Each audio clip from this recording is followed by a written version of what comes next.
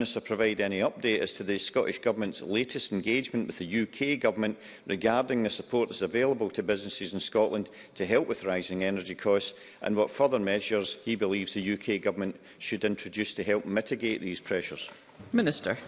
The member is correct to highlight these macroeconomic factors out with our immediate control in this Parliament. The significant cut by the UK Government in support for businesses with their energy costs beyond March is very concerning, particularly for the most vulnerable sectors. My ministerial colleagues wrote to the UK Government at the end of last year to express their disappointment at the lack of opportunity we had to engage in the review of the Energy Bills Relief Scheme, and to stress that any continued support should be aimed at those businesses and sectors who need it most. Along with businesses, ministers have repeatedly called on the UK Government to take action, including through a VAT reduction on energy bills and an extension of the Coronavirus Business Interruption Loan Scheme and other loans. Katie Clark. Thank you, Presiding Officer. M & Company, which had a head office in Renfrewshire and has branches across the west of Scotland and indeed the rest of the UK, went into administration last month. What discussions has the Scottish Government had with the administrators and UK Government departments, and will the Scottish Government set up a task force to support the workforce and to ensure we don't have more empty shops in our town centres? Minister. Well, can I thank the member for raising this point, and I do share her concern, not least as I have an M&Co in my own constituency, and I recognise the uncertainty that this situation brings for employees. I met with the administrators of M&Co within the last 2 weeks. It was a useful discussion, but it is a challenging set of circumstances. I have reiterated that the Scottish Government stands ready to offer support in any practical way they can if there is an opportunity to save M&Co. However, we are working through pace to ensure that support is provided to those who have faced redundancy and who are at risk of redundancy. I'm happy to consider any options, but given the challenging set of circumstances, we feel I'm not convinced yet at this stage a task force would be appropriate. However, I would be happy to discuss with the member what opportunities there may be available to provide further support. Thank you. That concludes topical questions. The next item of business is a statement by Keith Brown on update on the management of transgender individuals within prison custody. The Cabinet Secretary will take questions at the end of his statement, and so there should be no interventions or interruptions. I call on Keith Brown. Up to 10 minutes, Cabinet Secretary. Thank you, Presiding Officer. There has been, of course, significant attention on the management of transgender prisoners over the course of the last week, and I'd like to take this opportunity to update Parliament on what we have done and what we will be doing. Before doing so, I'd want to acknowledge the victims in these cases. We should never forget the victims of crime. I'm sure that's true of everybody in this chamber, and in that regard I was very impressed by the comments made by our contributor at Time for Reflection, who said that we should focus on what really matters and recognise the unique worth of each individual. I'm very conscious of the importance of maintaining public confidence in the justice system, and for that reason I'm keen that discussion around this issue is as calm and founded on fact as possible. The things that we say in here have real impacts on people, and in the context of the criminal justice system, these are often very vulnerable people. We must not allow the legitimate questions that are being asked to fuel the view that trans women somehow pose an inherent threat to women when that is not the case. What is important is the crime that they have committed and the risk that they pose to other prisoners, to staff and indeed themselves. We have said this before, and I'll say it again. We are talking about a very small number of people.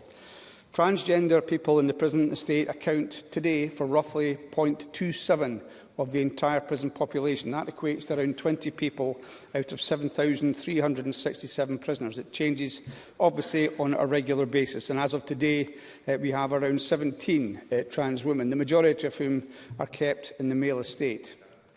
Of course, in addition to that, on Sunday, it was announced by the Scottish Prison Service they are doing a further deep dive into those circumstances.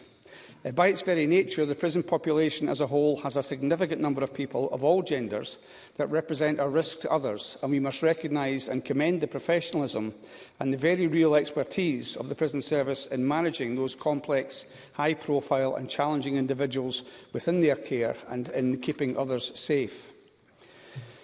The existing SPS process applies equally to the arrangements within which the SPS make decisions about transgender prisoners. Their gender identity and gender reassignment policy, adopted in 2014 in dialogue with the relevant stakeholders, including criminal justice and equalities organisations, envisaged as a general rule, seeing individuals being admitted to prisons that accord to their gender identity and subject to an individualised risk assessment. This has not changed recently, nor has it been impacted by the recent Gender Recognition Reform Bill passed by this Parliament. Just to repeat that, this has not changed recently, nor has it been impacted by the recent Gender Recognition Reform Bill passed by this Parliament. In terms of the policy in Scotland, there is no automatic right for trans women to serve a sentence in a female prison, or indeed for a trans man to be in the male estate. The prison service retains the ability to place people in a prison which may not correspond to their identified gender. Instead, they make these decisions based on a rigorous and robust individualised risk assessment, taking account of all relevant factors, including the safety of the individual and of other prisoners and of staff. No transgender prisoner will be placed in the general population, either male or female, without that risk assessment. It is a long-standing position of the Scottish Government and the SPS that we do not comment on individual cases. This is, however, very challenging to sustain when there is substantial public debate and concern around a particular case. And with this in mind, and in the context of everything that has already been said around two cases that were reported in the media last week, I need to make the following points. At the time that either of these cases were brought to the public attention, SPS had not taken a decision about the future placement of the individuals concerned. The process of considering these cases was still underway. I should also offer reassurance that during the period of risk assessment of the prisoner convicted of rape that had been admitted to HMP Cornton Vale, the individual was segregated from the rest of the prison community. This was done in accordance with the Prison Service's established policy and practice. While the assessment was in progress, the decision was taken by the SPS that the individual should be transferred to the male estate. SPS was, of course, aware of Ministers' views. It would be, frankly, bizarre if they were not aware of Ministers' views. But it remained an operational decision for the SPS based on the information available to it. I should also make clear, given this issue has been raised, that the decision to initially accommodate this prisoner in HMP Cornton Vale while the risk assessment was done was made without ministerial involvement, nor indeed awareness, and in line with existing procedures. The other individual identified in the media was in and remains in the male estate, and neither of the cases that have been highlighted arose from any change to Scottish Government legislation or policy, or any change to the SPS's risk assessment procedure that has operated in recent years. They arose from the specific circumstances of each case, and we have acknowledged fully the concerns that have been raised in respect of these cases, and we have responded swiftly. Given the public concern around these cases, it is right that SPS has acted to bring absolute clarity to the position. And on Sunday, I released a statement confirming that measures that will be taken pending the outcomes of two reviews. The first of these is SPS's current policy review of the management of trans prisoners, which has been undertaken in dialogue with the Scottish Government and other stakeholders. A consultation exercise was undertaken during 2022 with interested parties, including women and other prisoners and staff. The draft revised policy will be independently assessed by experts in women affected by trauma and violence. The review is expected to be completed in the coming months, and we will ensure that Parliament is kept informed, given the strong interest there is in this issue.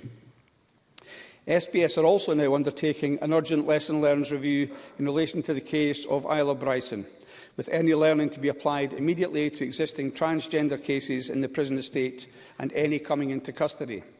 That review will report to the SPS Chief Executive at the end of this week, and I will write to the Criminal Justice Committee to update on the outcome of this next week. The timescales for any subsequent action will depend on the findings. Until these reviews are complete, no transgender person already in custody with any history of violence against women, including sexual offences against women, will be moved from the male to the female estate. In addition, no newly convicted or remanded transgender prisoner with any history of violence against women will be placed in the female estate. For clarity, this definition includes any history of violence, including sexual offences. It is felt that, following through with robust risk assessment and taking account of all relevant factors, there are still exceptional circumstances in particular cases that will require the approval of ministers. This is not dissimilar to the situation which was announced last week in England and Wales. The Prison Service will seek ministerial approval for these particular cases, which will not change the general position that decisions on the management and accommodation of prisoners within the prison estate have been and will continue to be operational matters for the Scottish Prison Service.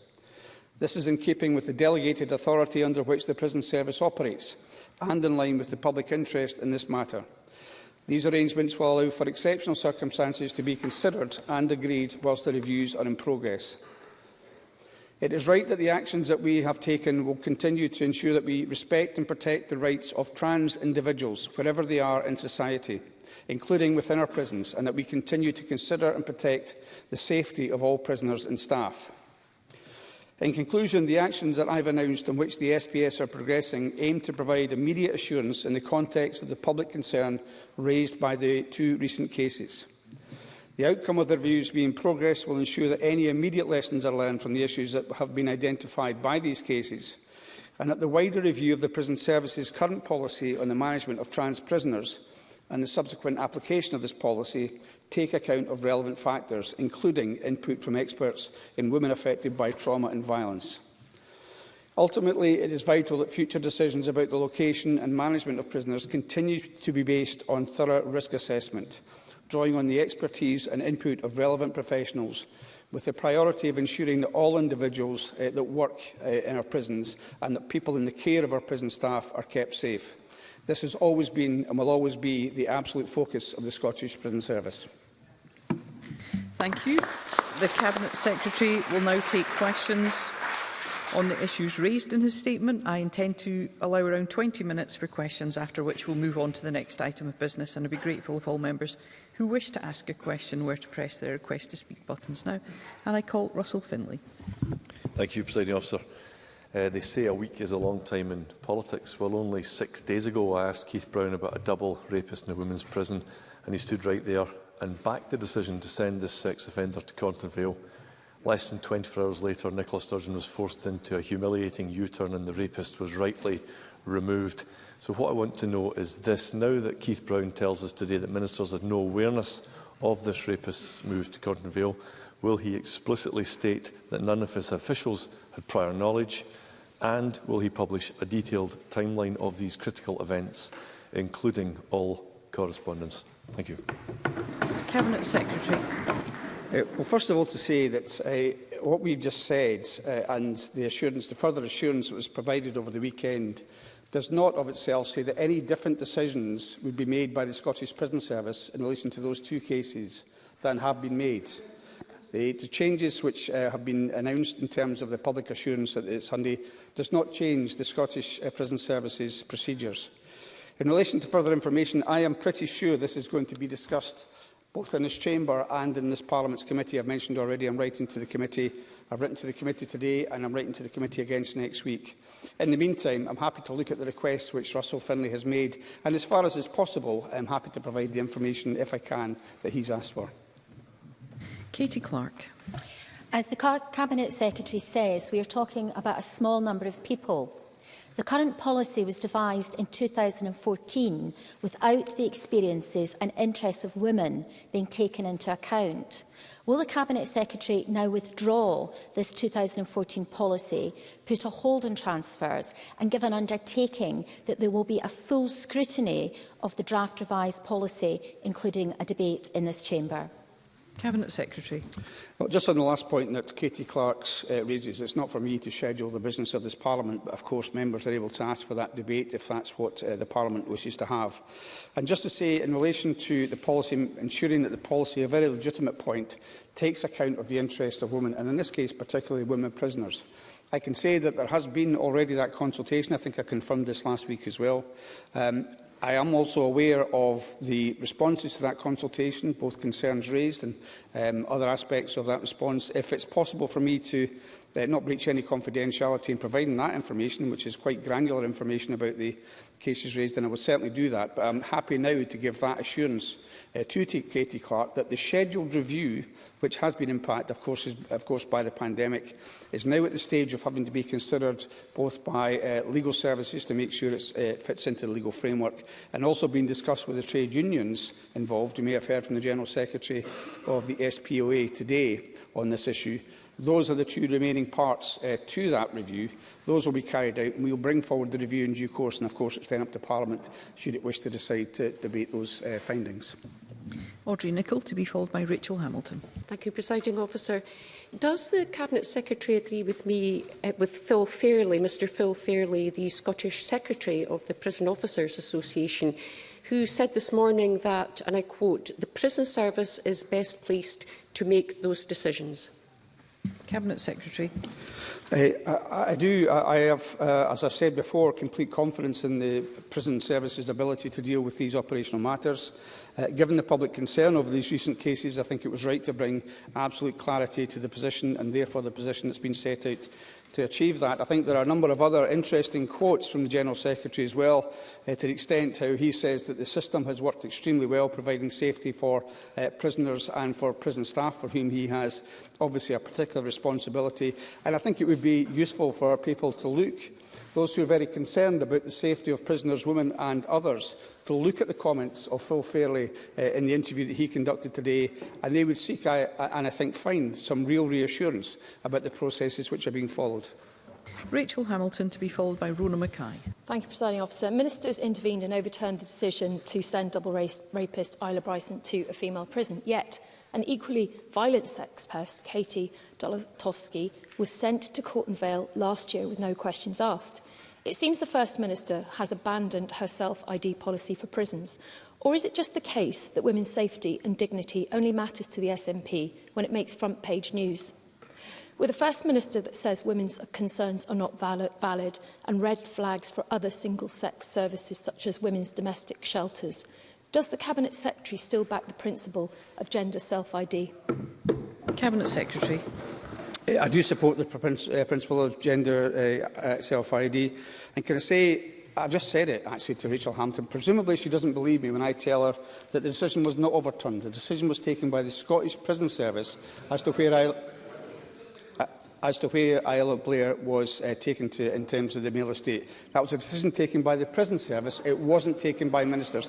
It's really hard to proceed on the basis of a calm and considered debate on these things if the facts are misrepresented in that way. So I do have confidence in the way that the Prison Service has conducted these, and I do believe in gender self-ID. Rona Mackay, to be followed by Pauline McNeill. Thank you, Presiding Officer. Can the Cabinet Secretary clarify if any legislation is needed to implement any changes in policy direction following the review, or indeed if any legislation has an impact on the review? Cabinet Secretary. Well, just to say, of course, that any further action will be determined on the outcome of the wider policy review, and any legislative changes that are required will be taken forward, if that is the case, in the ordinary course of these things. I should say, though, that the Scottish Prison Service policies have in no way been changed or impacted by the recent passing of the Gender Recognition Reform Bill, which in any event, I think as most of us know, is not yet in force. Pauline McNeill, to be followed by Gillian Martin. Why was the convicted rapist referred to in the statement's destination changed from Burlington Prison to Corton Vale Prison in the first place? And why has the government repeatedly defended the SPS risk assessment as being robust, when clearly it was not robust because, as previously mentioned, these risk assessment rules allowed a paedophile to go to Corton Vale, and ministers knew it because I raised it directly with them. If there are any lessons to be learned here, does the Cabinet Secretary agree that it's also the government that should learn some lessons to include the safety of women when they're looking at prison policy? Cabinet Secretary. Can I say that in the first point that was raised by Paul McNeill as to why was it changed from the person mentioned going from Barlinnie to Corton Vale? That is not a decision for ministers. We are not involved in that, and despite what's said there on the fact you would not be aware of that, that's between the court service and the prison service. It was also entirely consistent with the Scottish Prison Service policy from 2014 that would be the prison, the women's estate. The women's estate, which is the woman identified as a woman, that would be the normal practice. But at that point, as the member I'm sure will be aware, and many of our prisons have both male and females in the estate. That's true of a number of prisons, for example, Pullman, Edinburgh, Greenock and Grampian. But that is only pending, and as again the General Secretary pointed out, segregated, no interaction with the general population, pending that assessment and then the placing, as happened in this case, in the male estate. I can't comment on further individual cases which are mentioned. I'm happy to discuss offline if it's possible to do that with Polly McNeill and the other case that she mentioned. But it is the case, as I've demonstrated in relation to the wider review that's been taken forward at this stage, that the interests, the views of women in particular are being taken forward, have been listened to, have been canvassed and will form a part of the consideration of that wider review. And I think that is just as it should be. Gillian Martin, to be followed by Alex Cole-Hamilton. Thank you, Presiding Officer. When the media takes hold of an issue, it can be difficult for us and the general public to know the factual detail behind the stories that make the headlines, and given the confidential nature of the information, difficult for those in authority to answer those claims directly. Yet risk assessments for placement of transgender people in prison have been in place in years in Scottish prisons. So the public need to be reassured that the SPS risk assessment process for the placement of prisoners is sufficient to protect the prisoner and others in the particular unit that they're placed in. So can I ask the Cabinet Secretary if, as part of the proposed SPS policy review, there will be a review of these risk assessment processes, and how will Parliament be able to scrutinise these reviews? Cabinet Secretary. I think, first of all, the public should be reassured about the processes which are currently in place, and in that I would regard the track record of the prison service as demonstrating exactly how effective they are. And once again, to go to those that have to work on the front line in relation to this, the representatives, trade union representatives, saying they've been used to doing this over many years, do it very successfully. It's one of many challenges, of course, which they face. And just on the point that Gillian Martin raises as to whether the review will take into account that assessment, the wider review will look at the management of transgender prisoners as a whole. It will take in every element of that, and in order that the Parliament, of course, can have its say, we will update the committee once that work has been finalised. Alex Cole-Hamilton, to be followed by Colette Stevenson. Thank you very much indeed, Presiding Officer. And can I say from the outset, the Scottish Liberal Democrats believe that anyone who has committed sexually violent crimes and who pose a risk to women should not be housed with women on the female prison estate. That's a view shared by both Scottish Trans and Rape Crisis Scotland. This will have been a very triggering and bruising episode for survivors of sexual offences and for the trans community. This has dented public trust in prison safeguarding as well. So can I ask the Cabinet Secretary if he is confident that the outcomes of these reviews will be enough to restore that public trust, and what further steps his government plans to take to reassure people and to heal the divisions in our society? Cabinet Secretary. Can I thank Alex Cole-Hamilton for his question? And on the last point, I think, first of all, to make sure that we can discuss these things in a civilised way with reference to the facts is very important in taking some of the heat out of this. I recognise that. I recognise also what he says about the position of the Liberal Democrats in relation to the safety of women in prisons, and also he cites, I think it was Scottish Women's Aid and Rape Crisis Scotland, an organisation that was being demonised until very recently, wrongly in my view. These are perfectly legitimate concerns, and it's why we took forward those initiatives.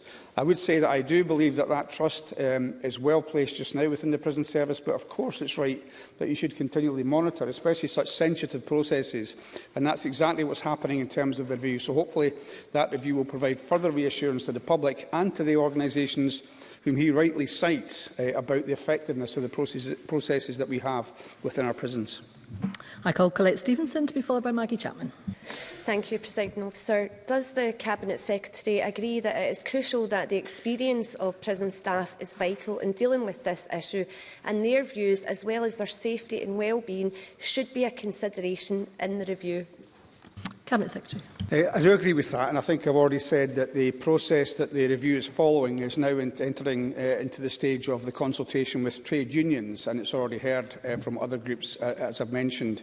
And we should never just accept that that's what prison officers are there to do, and they should take, if you like, what comes their way in terms of the risk which they're confronted with. They have to be consulted. I do draw a lot of comfort from what we've heard from representatives of prison staff about the way things are currently working. But of course it's right, as we go forward to review these processes, that the views of prison staff, who also share some of that risk that's been described, are taken into account and listened to. I call Maggie Chapman, to be followed by Jamie Green. I'm struck by the line in the CabSec statement that says we must not allow the legitimate questions that are being asked to fuel the view that trans women somehow pose an inherent threat to women, when that is not the case. The Cabinet Secretary will be aware of recent data that shows an increase in attacks against trans people. Does he agree that the weaponising of trans prisoners by certain individuals will only serve to make trans people more vulnerable?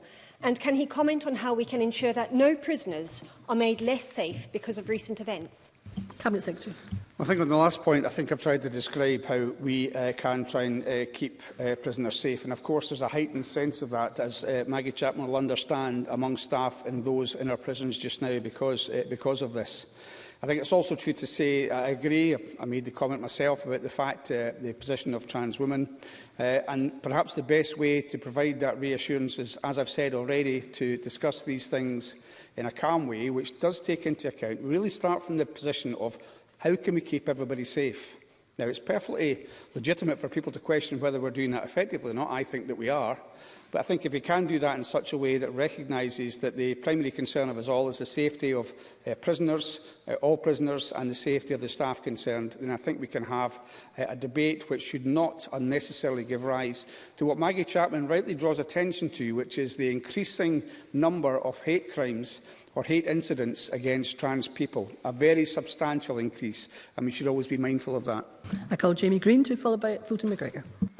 Thank you, Deputy Presiding Officer. The Cabinet Secretary will be aware of an important but very pertinent amendment I had passed and absorbed into the recent gender legislation, which placed a statutory duty on the Government to report on the placement of transgender prisoners within the prison estate. Now, the SPS review was due last summer. We have no idea why that's been delayed, and frankly, its absence, I think, perhaps has not helped the current situation and the heat around this debate. Can I ask, irrespective of what happens to that recent legislation, will the Government today commit to that reporting requirement in the spirit of transparency, and in my view an ask which requires no legislation but is a sensible and prudent ask of the Government in light of recent events? Cabinet Secretary. I think, first of all, it's a sensible suggestion, but if the member will forgive me, I think I'll have the further discussion, one of which we're due to have tomorrow with the committee, and see how the committee would best like that taken forward. But I have no objection to the in-principle point that is made. I think, given the public interest, it's as well that as many people as possible are aware of all the facts.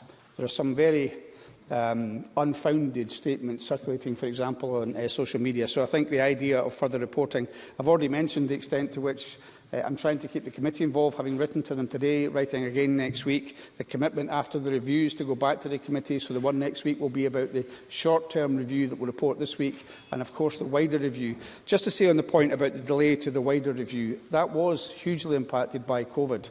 And it is something which is taken very seriously. So I've mentioned already, as well as the analysis and consultation which has taken place, we're now at the stage of the discussion with the trade unions and also with legal services to make sure that it's absolutely as it should be. So that accounts for, and I do agree, by the way, that it would have been more useful for us to have had that now, but the pandemic can't be wished away, and that's what's caused the delay. I call Fulton McGregor to be followed by Pam Gozo. Thank you, Presiding Officer. I think we all agree it is important that human rights of all parties are considered and balanced in the placement of any prisoners. So can the Cabinet Secretary provide assurance that this will continue to remain at the core of considerations? Cabinet Secretary. Absolutely happy to give that a reassurance. We have, even if we wanted a different option, no option but to do that in any event. It's the right thing to do. So happy to provide that assurance that, for example, SPS are undertaking a rigorous human rights impact assessment as part of the wider policy. And whether it's the change which the UK Government announced last week, or whether it's what we are talking about, the same regard for human rights has been incorporated in those statements, and I'm sure that will be the case going forward. I call Pam Gozo to be followed by Neil Bibby. Thank you, Presiding Officer. Cabinet Secretary, forgive me, but I'm struggling to understand how a male, whether considered a trans woman or not, that is charged with rape and/or other sexual offences is not considered a threat to female prison population. Can I ask the Cabinet Secretary, was he fine with rapists being placed in female prisons until last week? Or was he unaware of such cases and therefore not on top of his portfolio? Cabinet Secretary. Well, I've already explained to the member that the person that is being talked about here was transferred to Cortonvale in accordance with existing policy into a segregated unit where there was not interaction with the rest of the population. It's also true to say, as I've mentioned, that we have male and females in a number of the prison estates that we have here in Scotland. And yes, I do believe that the assessment of that threat or that risk is carried out by people that are far more expert in this than... I don't think member wants to listen to my answer. I think we need to hear the Cabinet Secretary's response. Thank you. I'm convinced that those people are far more expert in making that judgment than I would be, or indeed that the member would be. That's where the threat and risk should be properly assessed. But of course, as I've said, we should always continue to review that and to improve that as much as we can, and that is the purpose of the wider review. I call Neil Bibby to be followed by Michelle Thompson. Thank you, Presiding Officer. We have heard the issues in relation to trans prisoners in the women's estate. The Cabinet Secretary has described some of the circumstances following risk assessment where a trans prisoner is more appropriately held in the men's estate. In that circumstance, can I ask what protections are in place for women prison officers within the men's estate? And specifically, can he confirm the policy would not require a women prison officer to carry out intimate searches on such a prisoner? Cabinet Secretary.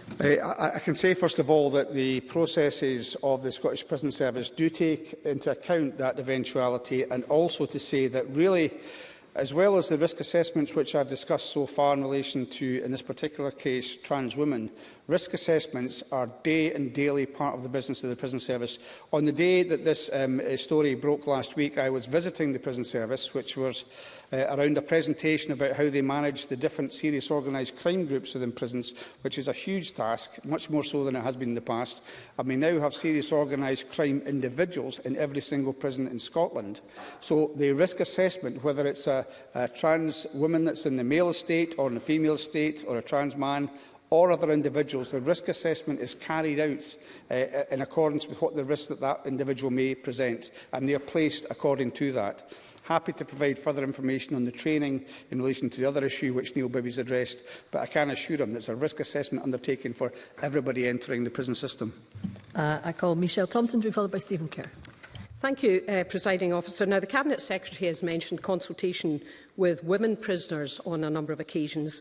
Can he highlight today how many specifically were consulted with, what they were asked, what methodology was used and so on? And if he's not able to do that, will he agree to publish it? Cabinet Secretary. Well, I will first of all check in terms of any confidentiality agreements that were maybe entered into when those people were surveyed and asked about the questions in the review that was undertaken. But I am happy to provide as much information as is possible to Michelle Thompson. As I say, I will check on those facts first and see what information can be passed on. But just to say, it was a substantial number of, in this case, women that were consulted on this, provided their views. I'm not certain of the basis on which those views were provided, whether it's a confidentiality requirement or not, but happy to provide as much information as I'm able to do. And I call Stephen Kerr. The Cabinet Secretary, I think, is straining credulity to suggest that nothing has changed when everyone can see what has happened. But doesn't it all just go to show, the events of the past week go to show, that the amendment put forward to the GRR bill by Russell Finlay and Michelle Thompson should have been accepted by the government and not dismissed as unnecessary when clearly events show it is necessary? Cabinet Secretary. I think the concerns which underlay that amendment were not dismissed at all, and in fact that is demonstrated by the acceptance of a competent amendment which was lodged by Gillian Martin, which had the effect, for example, of allowing the police service, should they have concerns about an individual applying for a GRC, to be stopped in that process by putting in place a prevention order. So those concerns were legitimate. I think they were agreed by this Parliament in a piece of legislation that was passed by a very large majority in this Parliament, by representatives of all parties, and I just wish that democratic process has been respected elsewhere. Thank you, Cabinet Secretary. That concludes the statement. Point of order, Russell Finlay. Thank you very much. The Cabinet Secretary relied on comments made in his answers from an SPOA official, but I understand this official is also an SNP politician. Can you give me some guidance around the declaration of interests for Members. I thank the member for his point of order. On the basis that the person referred to is, I understand, an Scottish Prison Service official, prison officers official, I'm not entirely sure that it would be for the Cabinet Secretary to go into the CV of the person concerned. I think that would be a matter. I think that would be a matter for others to do if they wished, and the member has put that on the record. Thank you. There will be a short pause before we move on to the next item of business.